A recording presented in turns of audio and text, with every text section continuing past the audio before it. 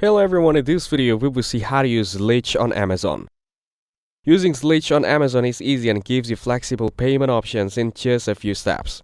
First, download the Zilch app and sign up, verifying your identity and adding a debit card. Next, in Amazon's shopping chart, check how much your total order is including taxes and shipping. Then open Zilch and activate your Anywhere virtual card for the exact Amazon total you can choose. Pay in 4 installments over 6 weeks or pay in full pay now to earn cashback. Zilch then generates a virtual MasterCard with the right balance loaded.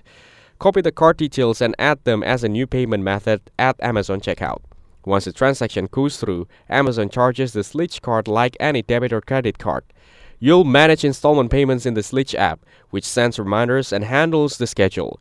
Using Pay Now earns instant rewards, up to around 0.5 to 2% back, while Pay in 4 splits the cost across 4 payments, sometimes with a small fee.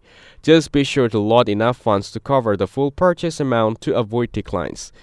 That's it, you get the freedom to spread the cost on Amazon with Zilch's virtual card feature. Thanks for watching, make sure to like and subscribe for more content like this.